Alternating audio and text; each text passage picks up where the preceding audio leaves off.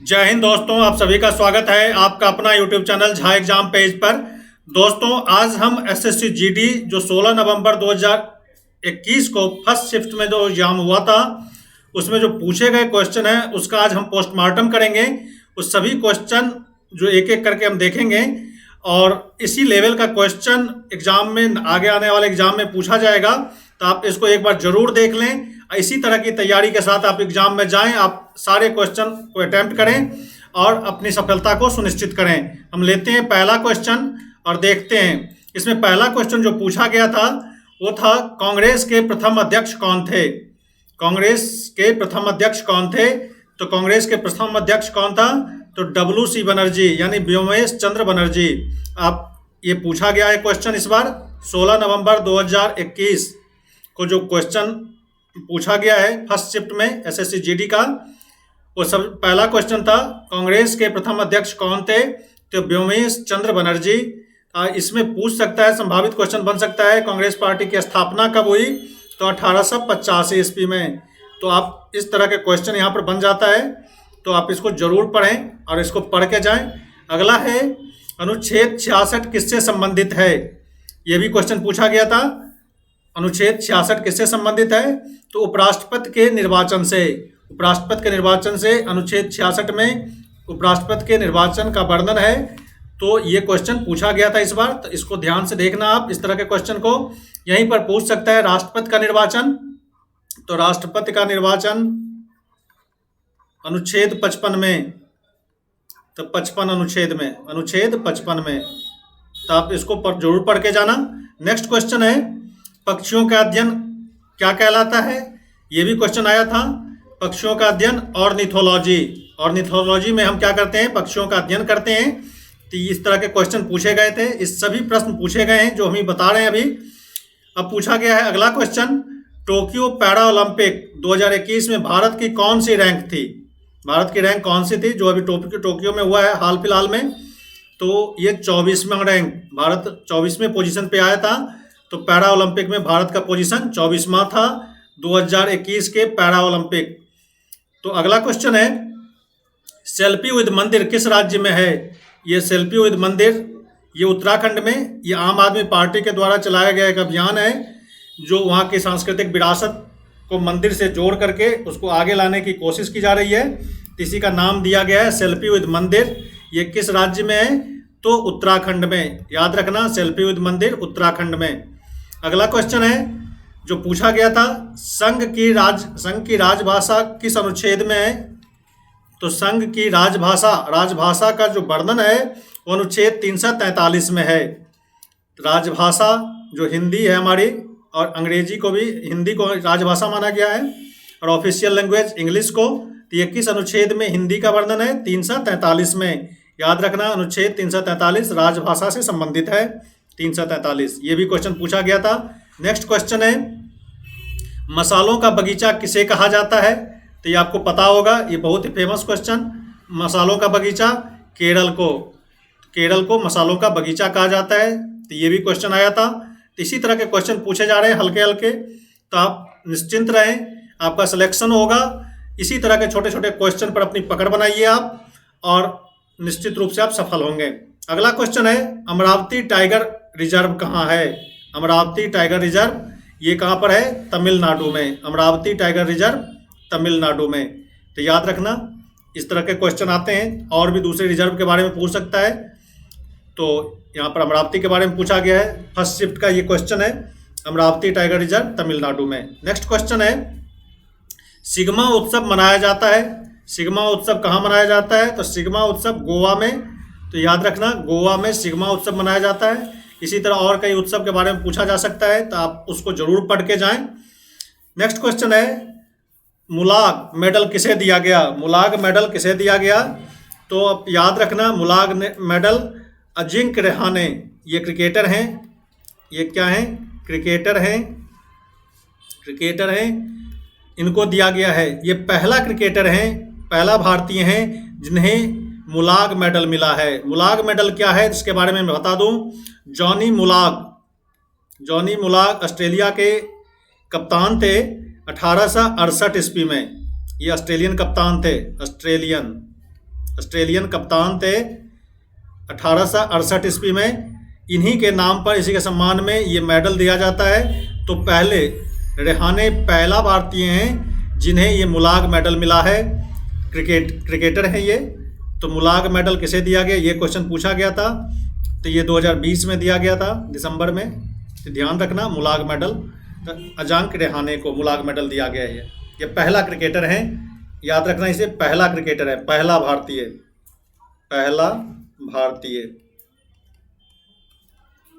Next question है, मुनरी किस राज्य का लोक नृत्य है?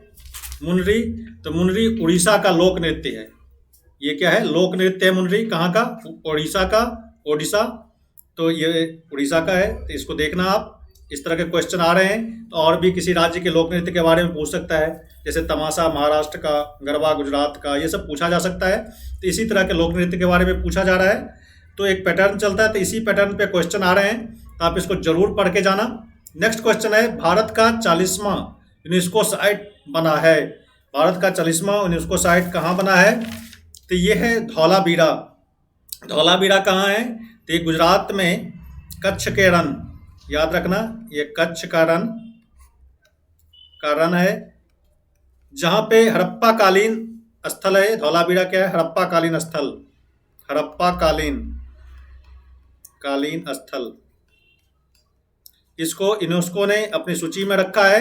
ये 40वां, भारत में ऐसे 40 साइट को उसने अपने धरोहर के रूप में, यूनेस्को के धरोहर के रूप में माना है, जिसमें सबसे लास्ट में धौलावीरा को।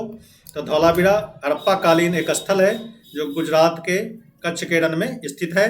तो धौलावीरा याद रखना। 40वां यूनेस्को साइट कौन सा बना है? इससे पहले भारत के 39 और साइट हैं जो यूनेस्को की सूची में है। तो धौलावीरा यहाँ पर हमारा आंसर होगा। नेक्स्ट, वियतनाम की मुद्रा पूछा है कि वियतनाम की मुद्रा क्या है? तो वियतनाम की मुद्रा वियतनामी डोंग। तो याद रखना, वियतनाम की मुद्रा, तो किसी देश की मुद्रा के बारे में पूछ सकता है। तो यहाँ पर वियतनाम की मुद्रा पूछा था, वियतनाम की मुद्रा वियतनामी डोंग। अगला क्वेश्चन है, ईसीजी का प्रयोग किस में होता है? ईसीजी के बारे में पूछा है। तो मैंने यहाँ पे दिया है, ईसीजी का हृदय जांच हेतु, हृदय की जांच, हार्ट की जांच करते हैं तो ईसीजी कराते हैं। वहीं पर पूछा जा सकता है ईईजी किससे संबंधित है? तो ईईजी किससे है? मस्तिष्क की जांच। ईईजी मस्तिष्क की जांच होता है ईजी में, और ईसीजी में हृदय जांच होता है। तो ये क्वेश्चन पूछा गया था, ईसीजी का प्रयोग किस में होता है? तो हृदय जांच। तो अगला क्वेश्चन लेते हैं। इसमें पूछा गया था, इसरो की स्थापना किस वर्ष हुई? इसरो की स्थापना के बारे में पूछा जा रहा है। तो इसरो की स्थापना 15 अगस्त 1969 में हुआ था। इसका अभी के जो चेयरमैन है के सिवन हैं, और इसके जो फाउंडर थे, तो उनका नाम था विक्रम साराभाई। याद रखना, ये क्वेश्चन पूछा जा सकता है, विक्रम साराभाई। याद रखना, इसरो की स्थापना 1969 में 15 अगस्त को विक्रम साराभाई इसके फाउंडर थे। अभी जो इनके चेयरमैन है वो कौन है? के सिवन। तो याद रखना इसे। अब यहाँ पर पूछा गया अगला क्वेश्चन, ये भी क्वेश्चन आया था, भारत की सबसे ऊंची चोटी कौन सी है? भारत की सबसे ऊंची चोटी कंचनजंगा। भारत की अंतिम चोटी, ऊंची चोटी कौन सी है? सबसे ऊंची चोटी कंचनजंगा, जो किस राज्य में है? सिक्किम राज्य में। इसकी ऊंचाई यहाँ पर हमने दे दिया है 8,586 मीटर। ये भारत के सिक्किम राज्य में कंचनजंगा। कुछ बच्चे गलती से माउंट एवरेस्ट लगा देते हैं। माउंट एवरेस्ट नेपाल में है, याद रखना। तो माउंट एवरेस्ट यहाँ पे नहीं डालना। कंचनजंगा भारत की सबसे ऊंची चोटी के बारे में पूछा जाए तो कंचनजंगा है, सिक्किम राज्य में 8,586 मीटर की ऊंचाई है इसकी। तो इसे ध्यान रखना। अगला क्वेश्चन जो पूछा गया था, भारत रत्न सबसे पहले किसे मिला था? प्रथम भारत रत्न पुरस्कार किसे मिला था? तो प्रथम भारत रत्न पुरस्कार सर्वपल्ली राधाकृष्णन को मिला था। तो याद रखना, सर्वपल्ली राधाकृष्णन। तो ये कब मिला था? तो याद रखना आप, 2 जनवरी 1954 को इसकी स्थापना हुई थी। भारत रत्न पुरस्कार की स्थापना कब हुई थी? 2 जनवरी 1954 कब हुआ था? 2 जनवरी 1954 को। इसमें 3 लोगों को एक साथ दिया गया था। पहले थे सर्वपल्ली राधाकृष्णन, डॉक्टर सर्वपल्ली राधाकृष्णन, ये तो दिया ही हुआ है। दूसरा जो थे वो सी राजगोपालाचारी जी को, दूसरा कौन थे? सी राजगोपालाचार्य, जिनको ये भारत रत्न मिला था। एक साथ 3 लोगों को मिला था। तो पहला सर्वपल्ली राधाकृष्णन, फिर दूसरा सी राजगोपालाचार्य, राजगोपालाचार्य, गोपालाचार्य याद रखना, गोपालाचार्य चारी। और तीसरा जो थे वो थे सीवी रमन, याद रखना सीवी रमन। ये 3 लोगों को एक साथ मिला था, लेकिन सबसे पहले नाम आता है डॉक्टर सर्वपल्ली राधाकृष्णन का। तो भारत रत्न सबसे पहले डॉक्टर सर्वपल्ली राधाकृष्णन को मिला था, सी राजगोपालाचारी को मिला था और सीवी रमन को। ये 3 लोगों को 1954 ईस्वी में जिस वर्ष स्थापना हुई थी भारत रत्न का, उसी साल इनको दिया गया था। तो सर्वपल्ली राधाकृष्णन को पहले भारत रत्न मिला था। नेक्स्ट क्वेश्चन है, संघ सूची में कितने विषय हैं? तो देखो संघ सूची में कितने विषय हैं, तो संघ सूची में अभी की बात करें तो उसमें 100 विषय हैं, और मूल संविधान में कितना है, 97 विषय थे। संघ सूची में कितने विषय हैं, तो 100 विषय अभी वर्तमान में कितना है, वर्तमान में 100 विषय हैं, मूल संविधान में 97 थे। तो ये पूछ दिया है, तो हो सकता है अगला जिसका एग्जाम होगा उसमें राज्य सूची के बारे में पूछ दे। राज्य सूची में कितने विषय हैं, तो राज्य सूची में पहले कितने थे, 66 विषय थे, याद रखना 66 विषय।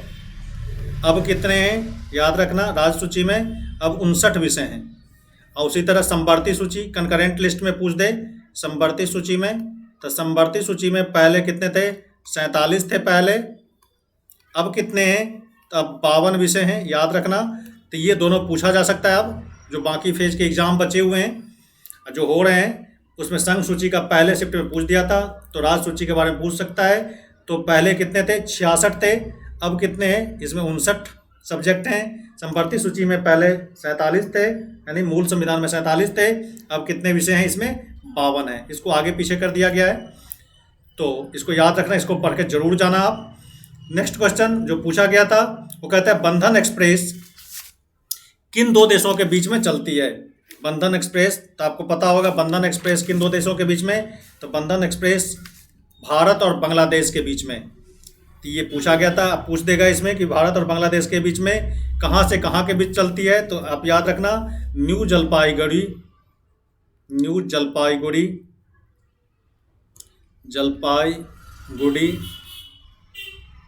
गुड़ी से ढाका के बीच में ये बंधन एक्सप्रेस है। और बांग्लादेश के साथ भारत और बांग्लादेश के बीच में एक मैत्री एक्सप्रेस भी चलती है, याद रखना मैत्री एक्सप्रेस, ये भी चलती है भारत और बांग्लादेश के बीच में एक्सप्रेस।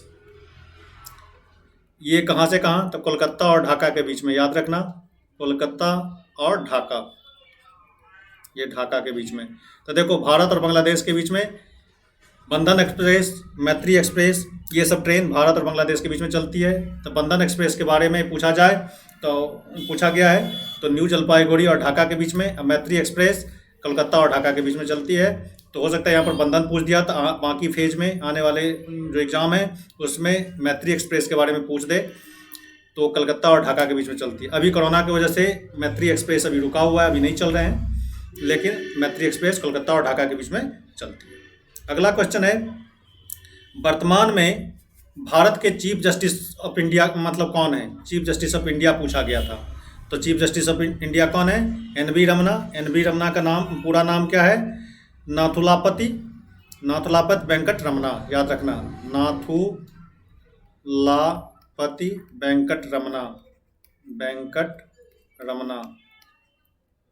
रमना। तो ये चीफ जस्टिस ऑफ इंडिया हैं। तो ये आपको पता है कि ये कब से हैं? तो 24 अप्रैल 2021 से ये चीफ जस्टिस ऑफ इंडिया हैं, उस पद पर नियुक्त हुए हैं। और ये 65 वर्ष तक, आपको पता है कि 65 वर्ष या 6 वर्ष के लिए नियुक्त होते हैं चीफ जस्टिस ऑफ इंडिया, या 65 वर्ष की आयु तक अपनी कार्यकाल को पूरा करते हैं। इन दोनों में से जो पहले होता है तब तक वो अपने पद पर आसीन रहेंगे, या तो 6 वर्ष पहले हो जाए या 65 वर्ष की उम्र पार कर ले। इन दोनों में जो पहले होता है तब तक वो अपने पद पर आसीन रहेंगे। तो नाथुलापति वेंकट रमना हमारे देश के अभी चीफ जस्टिस ऑफ इंडिया हैं। तो ये पूछा गया था क्वेश्चन। अगला क्वेश्चन जो पूछा गया था, नाबार्ड की स्थापना। तो नाबार्ड की स्थापना कब हुई थी? तब 12 जुलाई 1982, याद रखना ये क्वेश्चन पूछा गया था। इसका आंसर है नाबार्ड की स्थापना कब हुई थी, ये ऑप्शन थे 12 जुलाई 1982। मुख्यालय कहाँ है इसका? मुंबई। इसका पूरा नाम है national bank for agriculture and rural development, national bank of agriculture and rural development, 12 जुलाई 1982 को इसकी स्थापना हुई थी। इसका मुख्यालय कहाँ है? मुंबई है। अगला क्वेश्चन जो पूछा गया था, भारत की कौन सी फिल्म ऑस्कर अवार्ड 2020 के लिए नामित की गई है? तो ये क्वेश्चन पूछा गया था। ऑस्कर अवार्ड 2022 के लिए किसे नामित किया गया है? तो एक फिल्म है जिसका नाम है कुंजंगल।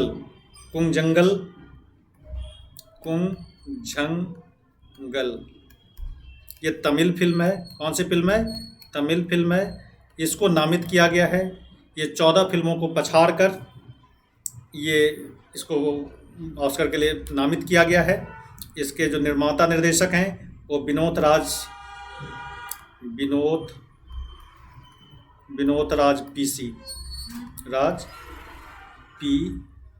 एस लिख लो, विनोद राज PS इसके निर्माता निर्देशक हैं और ये ऑस्कर के लिए नामित किया गया 2022 के लिए, याद रखना।